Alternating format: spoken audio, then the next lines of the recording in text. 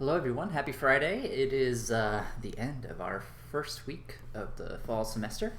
And so that means it's time to do something that I'll be doing almost every Friday this semester, which is to review this week's studio. So, just to kind of refresh your memory about how this class works, on Monday I'll introduce that topic. Well, not introduce, but discuss that week's topic during lecture. And then on Wednesday and Thursday, you'll meet in your lab sections to go through Studio like you did this week. And then you'll have an assignment to complete after that and submit during class the following week. So I'll talk about that a little bit later on in today's video as well. But let's go ahead and hop into Studio Zero and kind of walk through this process. I'm not going to do this part of the studio every week, but since this is the first week, I did want to walk through just kind of the setup for getting stuff into Eclipse, because that can be tricky. It is something that you're going to get a lot of practice doing, though, so by the end of the semester, you'll be able to do this very easily. For now, I'm going to come down here and make a new team for the review. Call it Review 0, since this is Studio 0 for my team. I'm going to be working on a team by myself, which is going to hamper me a little bit on the later part of the studio, but that's okay. We can still do most of it. And then once it's ready, we'll click the link to go to our repository page here, and then grab the URL for the code. At this point in time, we can switch over to Eclipse. So here's Eclipse. I've actually already got the exercises repository loaded in here that the software setup has you do, but we need to load in the studio. So in order to do that, we'll go through the import process. And my windows may look a little bit different than yours, but you should have a way to import projects from Git. So go ahead and do that. We want to select Clone URI, and then it should automatically paste this in for you. This is my username and my personal access token. So this is one of the more confusing parts of the process. This is not actually a password, despite what it says right here. This is not your GitHub password. This is what's called a personal access token. There's a process to create these that is on the software setup. You only have to do it once. So once you get through this kind of annoying hurdle, you don't have to do it again. But this is your personal access token, so go ahead and click Next. And now we can just kind of breeze through the next sections. This is a common error. I'm kind of glad this happened. It says this is not an empty directory. So what this means is I've tried to import this this studio before, and then I'm now doing it again for a second or perhaps third time. Obviously, in my case, I've taught this class many times before. I've done this studio before. I've done them all before, right? So this is definitely not the first time I've done this, but in practice, this might be because something goes wrong, or you need to delete your project for some reason and re-import it. The fix here is to just kind of change this name a little bit. So I might come on here and type new at the end or something like that, just to kind of distinguish it from the prior versions that I had on there in the past. And so I'll select Next.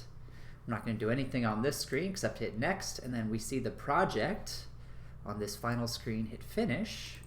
And once we dig into the project, we can see that here are our Java files that we're going to be manipulating and working with as part of today's studio. So this process you're going to do many, many times, like I said.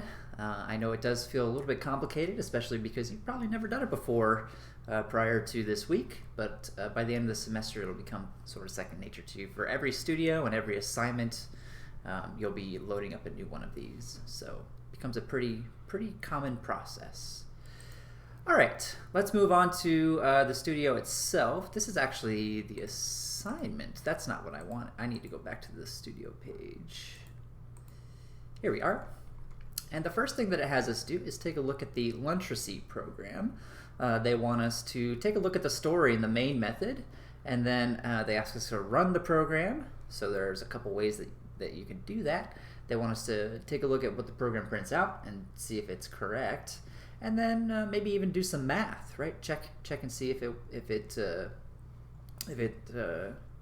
is doing things properly. So let's go ahead and do that first step. You can take a look and see the story here. It's telling us that there are. Why is that off a little bit? It's telling us that there is a person who likes to eat burritos. They eat 7 on the first week, 4 on the next week, 19 on the week after that, and then just they get a little sick of them, only eat 1. So kind of a story, right? They like burritos, they overdo a little bit, and then they're like, okay, I'm kind of sick of them now. Yeah, we take the sum. Looks like that's pretty straightforward. It adds up all of those variables together to create a total sum. And now it's trying to compute the average burritos that you eat by dividing that by the total number of weeks. Okay, that seems reasonable. If the burritos cost $7.50 a pop, then the average number of burritos you eat per week times the price of a burrito should give you an average weekly price. Let's run this code and see what happens. We've spent an average of $52.50 per week on burritos. Now that is quite a lot of money to spend on burritos, but it seems pretty high, right? I mean, that's only $7.50. That is maybe like $30 or something like that. So this seems like an excessive amount, even for the person in this story. I know that this is kind of skewing the mean a little bit, but not that much, right? So let's try and see if we can figure out what the problem is, or maybe it is skewing it that much. I don't know. Either way, I have some doubts. I have some doubts about how the math is working out. I'm going to use something called the debugger to go through this program step by step and confirm at every point along the way that the math is working out the way that I expect it to. So the way to do that is to first by set a breakpoint. There's a couple ways you can do that, but the way I prefer to do it is by looking at the line numbers over here and then double clicking on one that I am interested in examining. So I'm going to start by looking at the very first line in the program, which is always going to be the one that comes after this main declaration here. So we've declared the main method here. Here is the very first line of our program. I'm going to double click next to it, and you see that little blue circle that indicates that we now have a breakpoint set. Once I have a breakpoint set, I can run the program again, not using this green button. If I do the green button, it's going to ignore the breakpoint. It's going to run the same as it does normally, right? So we can always do it that way, just have the whole thing run from start to finish. That's what the green circle is for. But if I want to use my breakpoints, then I'm going to use the button that's right next to the green circle. So the debug button is right next to it, and it's going to ask me to switch my perspective. So debugging is a different process than running a program or writing code. So this perspective that we've been using is for running code, writing code. The perspective that we're about to switch to is going to give us a little bit more information. In particular, once it starts up, I'm interested in keeping an eye on this part of the window over here where it lists out the different variables. As I create and modify these variables, it's going to show me the value of each one, and I can trace these values as the program goes along and double check and make sure everything's being computed properly. So let's do that now. We can see that we've paused execution at our breakpoint. It hasn't even run this line yet, so nothing has happened yet. I don't see any variables over here except for this args variable, which I'm going to kind of ignore for now. Might talk about that in a couple of weeks. And tell the program to keep going until something more interesting happens. The way to do that is by pressing these buttons over here, step into and step over. For now, we're going to stick with step over. I'll introduce step into and step return in a few weeks as we do more advanced types of coding things. For now, we're going to step over. I'm going to see that, okay, here's my first variable, and I see it gets created equal to 7. These are all pretty self-explanatory, right? They're declaring and initializing, assigning, rather, I should use the proper language. They're declaring and assigning values to these variables. We're now doing some arithmetic. So in this line, we're doing a sum of all 4 of them. And so, we can kind of do this in our head. 11, 12, that should be 31, I believe. Yeah, there it is. There's my 31. So far, everything seems good. The average number of burritos is going to be the total burritos divided by 4. So here, it's going to tell me that I ate 7 per week on average. But actually, that seems a little bit off because 7 times 4 gives me 28. And I had 31. This is actually higher. The number of burritos we've consumed in a week is actually more than this. It's actually closer to 7.75. And that to me seems suspicious. That seems like an error. How did that happen? I very clearly said right here that I want this as a double. And it even looks like it gave it to me as a double. But it didn't give me the correct value. It didn't give me 7.75, it gave me 7.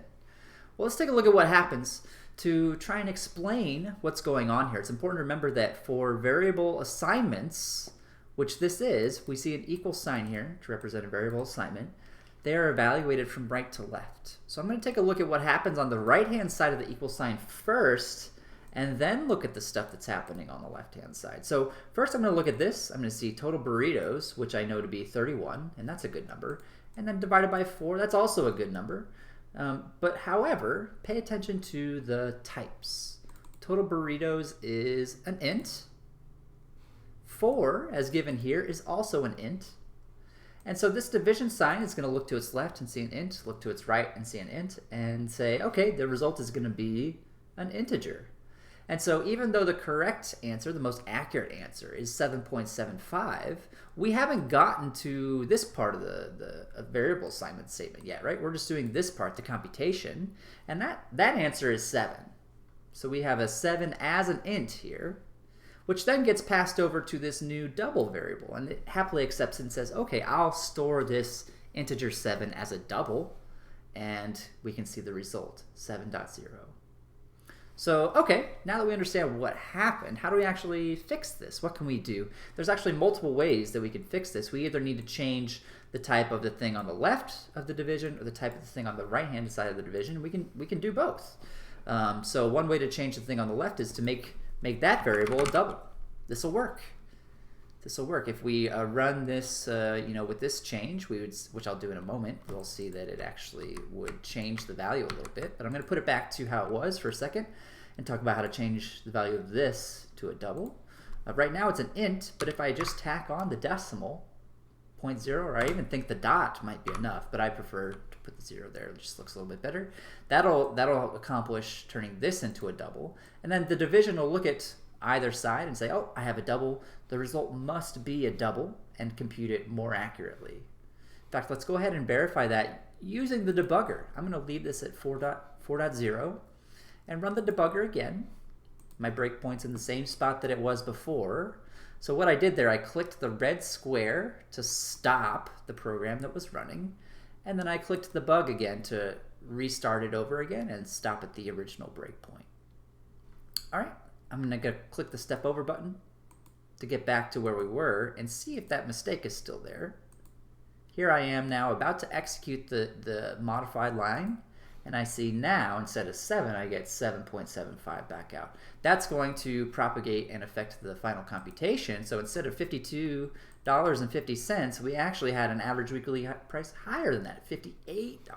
I thought it was too high. It was actually too low. Oh my gosh, that's just inflation. That's inflation. JK. Although, not really.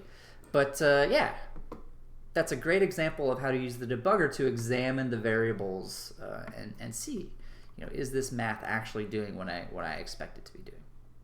All right, in order to return back to where we were before, I'm going to click the red square to stop the program, and then I'm up here in the right-hand corner going to click the J to take me back to the original Java perspective. And let's move on to the next problem. We already did all of this stuff, so I'm going to move down here to mileage report. We're going to open mileage report, run the program, and then, there's a mistake somewhere in this code.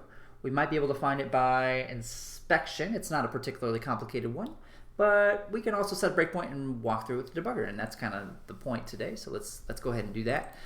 Let's take a look at the story, see what's being told. I'm logging some miles on my car. I see 250 miles, 100 miles, 900 miles, all in variables. It's a similar story to last time. I add them up. Here is the miles per gallon of my car, 24.5 miles to the gallon. It's trying to compute the total number of gallons that these trips are going to use, right? So the total miles per gallon. So how many gallons of gas did I use? What's the price per gallon for a gallon of gas? And the total price spent for all of these trips, for these 3 trips. Let's run this code and see what happens.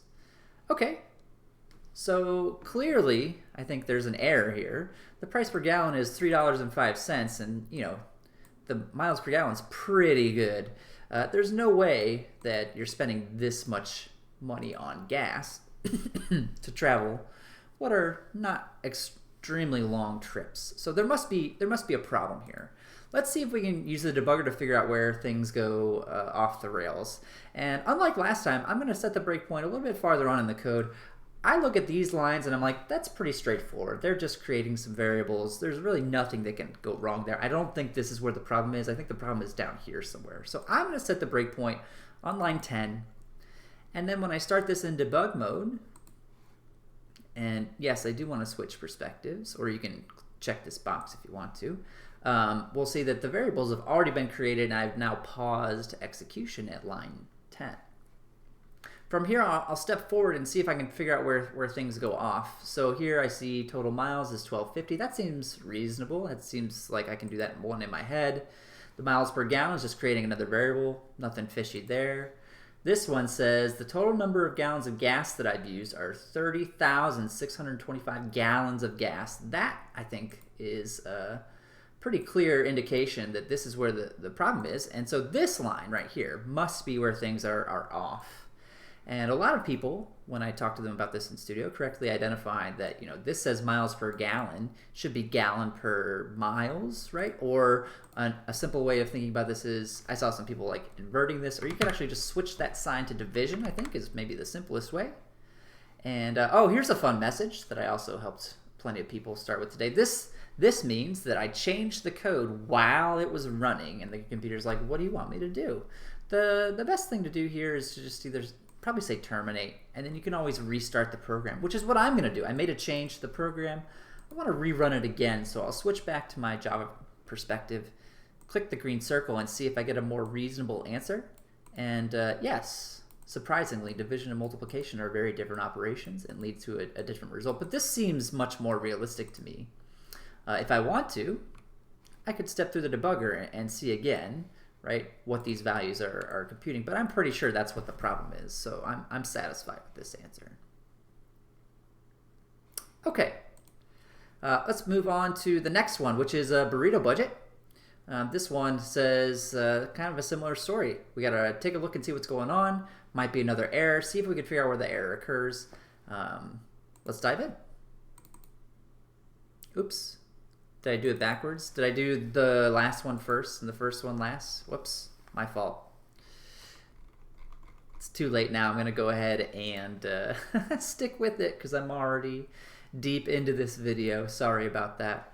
I got the first one and the last one swapped. But let's go ahead and take a look at lunch receipt. It's the last one that we hadn't done yet. We're creating some double values right up here at the top. And then we're trying to compute our bill. So we go out to eat, we buy a burrito. Oh, surprise, surprise. We get a drink, we get some chips, we get some guac. Here's the prices listed out for all of those. So we want to compute the subtotal by adding all of those together. We try to compute the tax. So here's the given tax rate. Try to compute the tax, and then we add it all up. Try to see what the total bill is. It tells me that the final bill is going to be $12.76. So let's actually just step through this one. I'm not sure if there's an error in this one or not since I got the problems backwards. This seems very reasonable to me. But let's go through ahead and just for funsies, step through this final one using the debugger.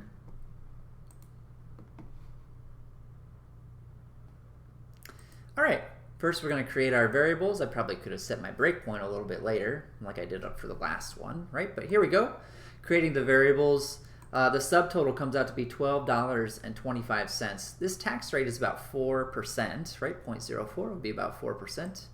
So let's see what this tax amount is, see if it seems reasonable. It's telling me that 4% of $12.25 is about 51 cents. I mean, that seems reasonable to me. I can't imagine this being off. And also the math here seems correct to me, right? Seems correct. So if I continue to step through, I'll see that it computes the total by adding the tax amount and the subtotal together and tells me what the final total is. This looks like an example of a good program. But I'm still happy that I was able to use the debugger to step through and verify. And you could also do other things to verify this code, such as changing these prices and making sure that it still computes the results properly, right? Okay. The last one on here is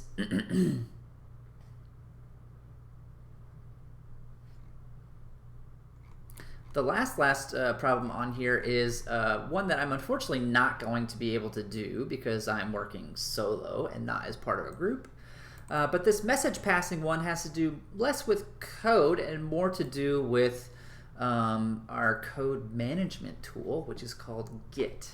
And so I can show you part of this, which I'll, I can show you part of this, which I'll go ahead and do right now. I'm going to go ahead and stop this and switch back to the Java perspective.